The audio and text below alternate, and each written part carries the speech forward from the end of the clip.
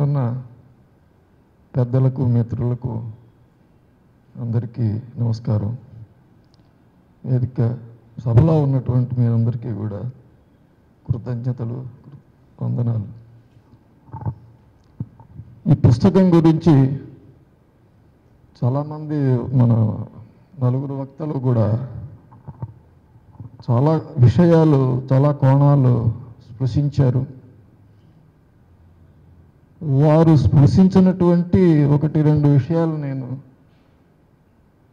Touch చేస్తాను. మొట్టమొదటిగా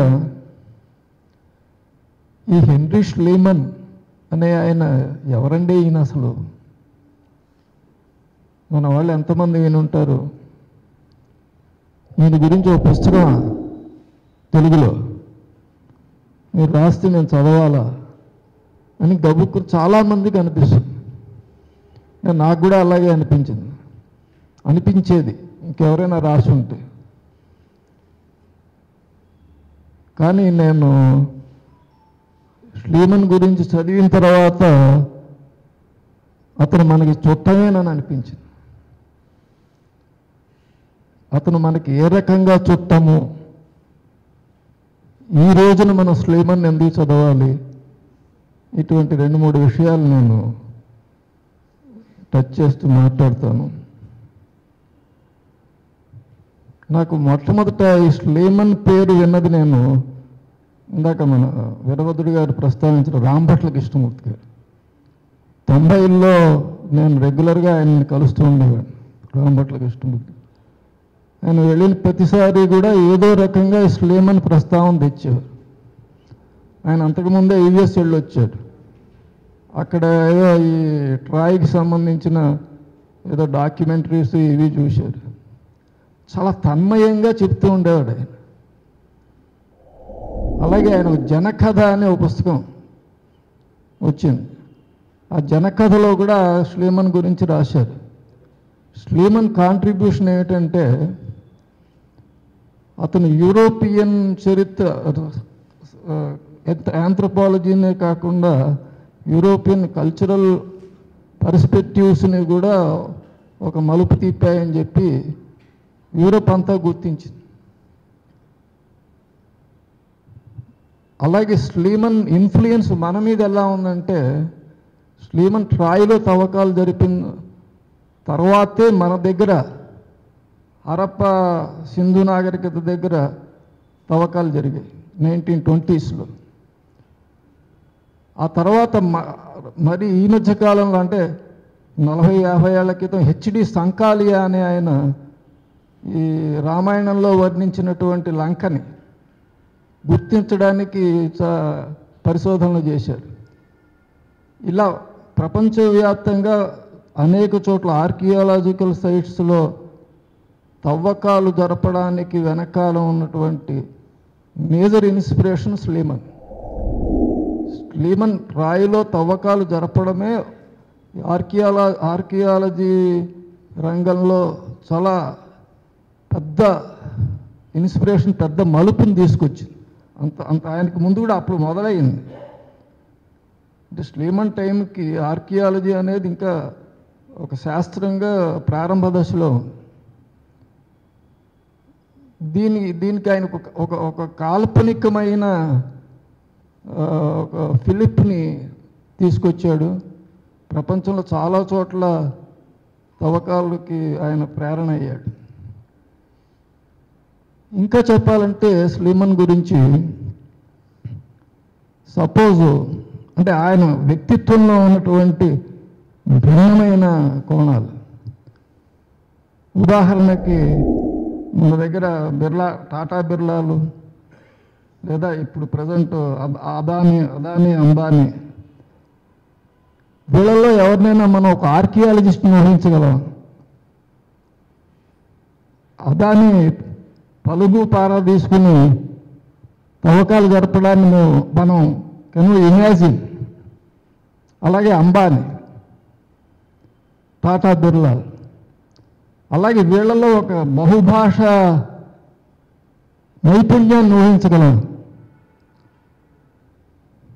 impossible అన్నాడు.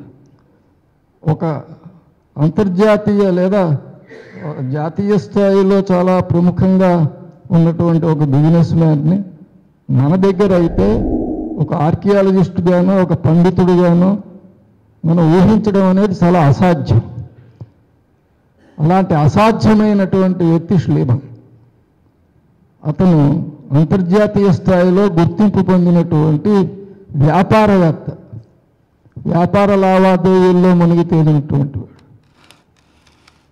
భారతదేశం కూడా వచ్చాడు అతను, మొత్తం ప్రపంచం అంతా పర్యటించాడు, భారతదేశం కూడా వచ్చాడు.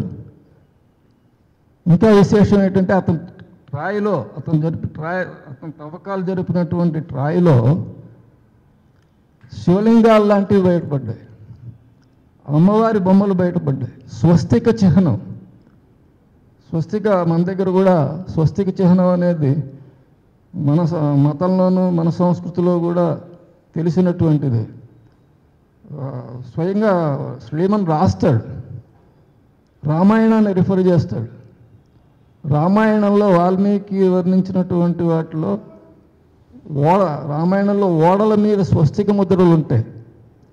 ఇతను ఈ స్వస్తిక ముద్ర గురించే శ్రీమన్ ఒక 50 పేజీలు రాస్తాడు, దాని గురించి వివరిస్తూ. ఆ సందర్భంలో మన రామాయణం గురించి రాస్తాడు. పైగా అతను ఏమంటాడు, ట్రాయ్కిను భారతదేశానికి ఏదో సంబంధం ఉండాలి, ఇక్కడ శివలింగాలు లాంటివి దొరుకుతాయి. అది ఒక రకంగా మన శ్లీమన్ గురించి ఎందుకు చదవాలి అన్నది. ఆ రకంగా అతను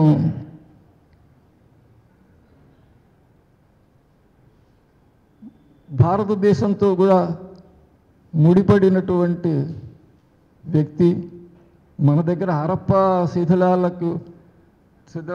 తవ్వకాలకి ఇన్స్పైర్ చేసినటువంటి వాడు, తర్వాత హెచ్డి సంకాలియాన్ని ఇన్స్పైర్ చేసినటువంటి వాడు, ఇంకా ఎంతోమందిని ఇది చేసినవాడు.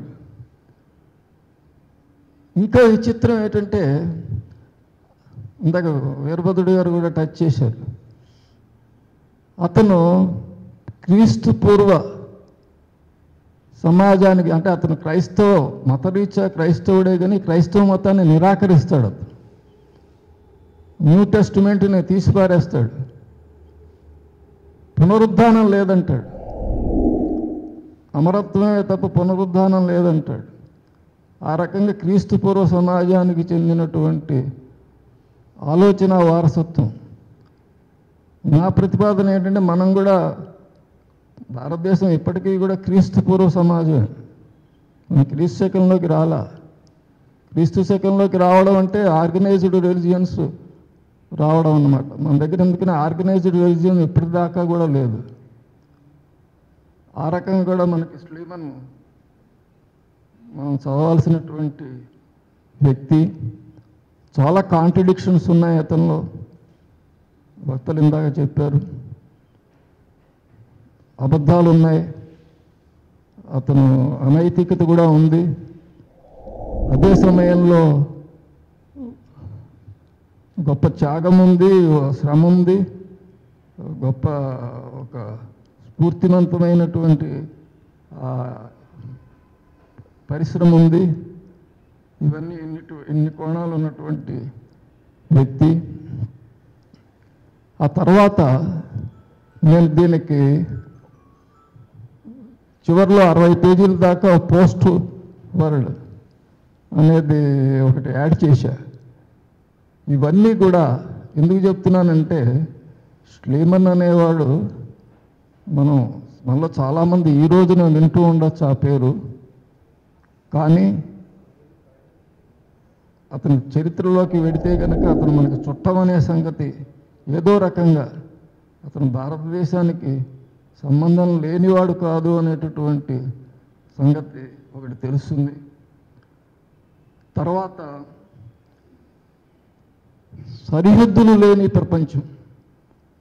మనం ఈ రోజున భారతదేశము లేదా ఇరాను, ఇరాక్, టర్కీ ఇటువంటి పేర్లు ఇప్పుడు ఈ సరిహద్దుల్లో దేశాలను ఊహించుకోవడం అనేది మొదటి నుంచి లేదండి. జాతీయత ఉద్యమం వచ్చిన తర్వాత ఈ గుర్తింపు ఎక్కువ వచ్చింది, అంతకుముందు లేదు. అంచేత మొత్తం అంతా సరిహద్దులు లేని ప్రపంచం. ఆ సరిహద్దులు లేని ప్రపంచం ఎలా ఉంటుందో తెలుసుకోవడానికి స్లేమన్ను చదవాల్సినటువంటి అవసరం ఉంటుందని నా మనవి.